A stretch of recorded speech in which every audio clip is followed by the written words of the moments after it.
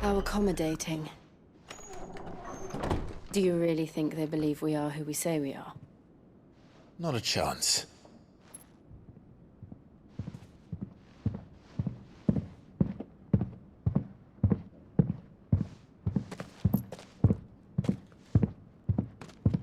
Right, I guess. My uncle believes we're imposters here to rob him. And means to string us up himself.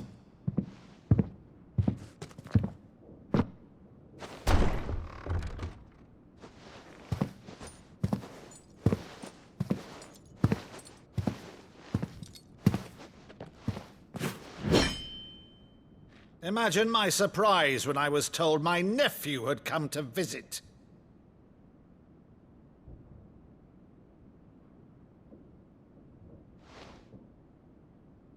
Clive Rosefield died long ago.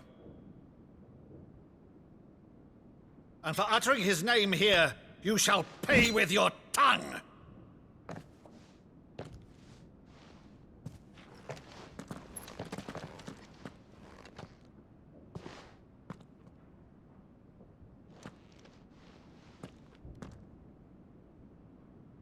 You would mock me as well?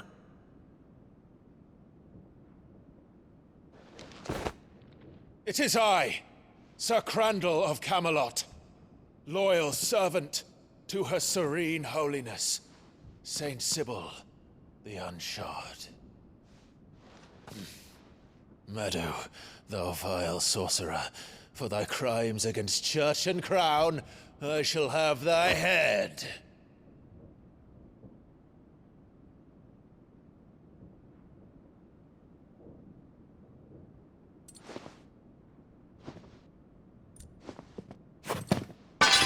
Curse thee, infectious flax wench.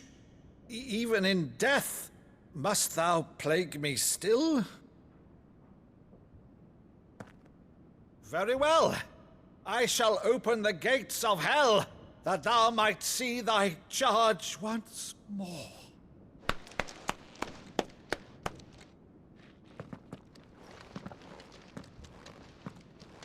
Bravo, Uncle. You're still the finest Meadow in the twins. Oh, Clive, my dear boy, it's really you.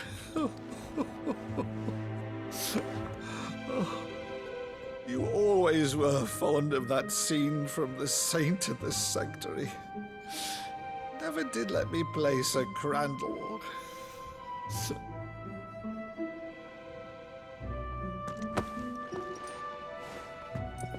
I have a favor to ask, Uncle Byron. Rutherford, inform the kitchens. There'll be guests. We dine immediately. But, Uncle... You can't very well regale me with the tale of your miraculous preservation on an empty stomach. Go on, sit.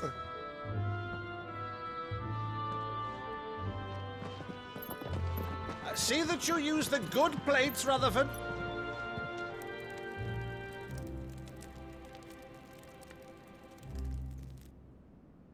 So you arrived late to one of her cullings, did you? Since becoming Vicereine, Annabella has been a constant thorn in Rosaria's side, but these atrocities are a new low. Something has changed. Quite what, I don't know, but the woman we knew is gone, and a monster sits in her place. A monster. For better or worse, I've been charged with governing this town, and thus must maintain the illusion of obedience. That's all I can do to aid Wade and his merry band of revolutionaries. So he's told us. You have risked much for Rosaria. Our nation will be forever in your debt.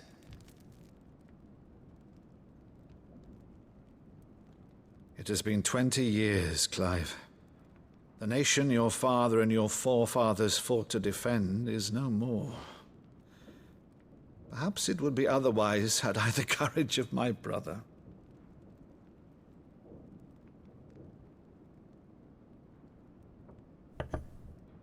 All right, if it's a ship you require, a ship you shall have. I've a galley in port, but recently relieved of her cargo. She can be outfitted for the voyage in a matter of weeks. So you believe us then? About everything? Believe you? Ha! Only a fool would believe even half of the things you claim. But until tonight, only a fool would have believed my nephew still lived. And besides, I have it on good authority that Clive is telling the truth. Whose authority? Your own, of course. You've always been a terrible liar. Is that true? It's not untrue. Let's say no more about it, eh? It wouldn't do to linger on my nephew's greatest failing.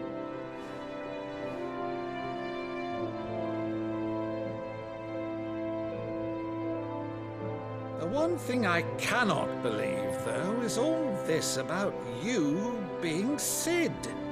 You were always such a good boy, but now you're quite the outlaw.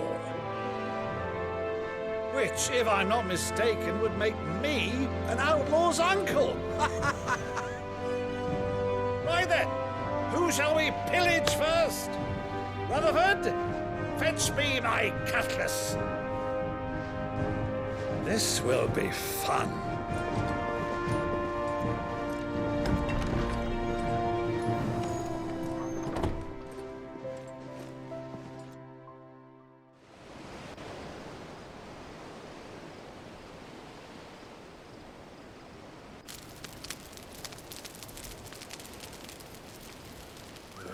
Over there. Go on.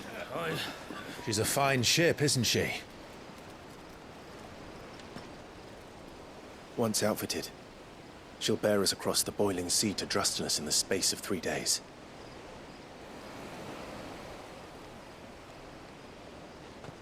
Something on your mind?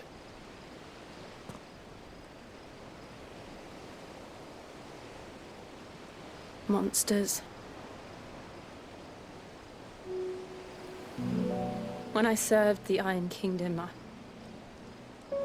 I did so because I saw no other choice. Because once they learned that the lash would not move me, they turned it on those who could.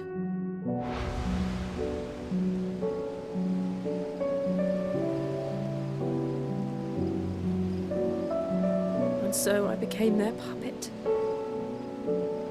I let them pull my strings, telling myself it was not my hand that swung the sword, but another's.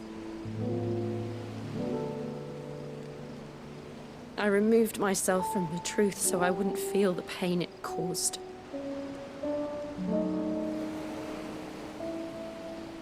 And before I knew it, I no longer felt anything. Anything at all.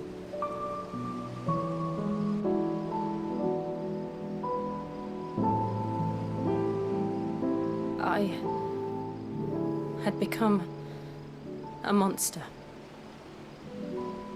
Jill.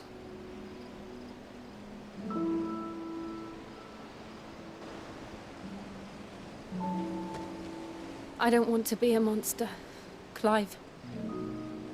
Do you understand? I want to choose a different path, a better path. To live on my own terms. But before I can do that, I need to come to terms with my past.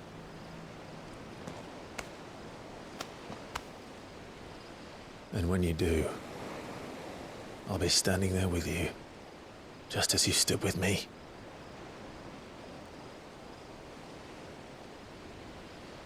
Thank you, Clive. I must atone for my sins. Only then, when it's done, will the monster cease to be. Just promise me that you won't die with it.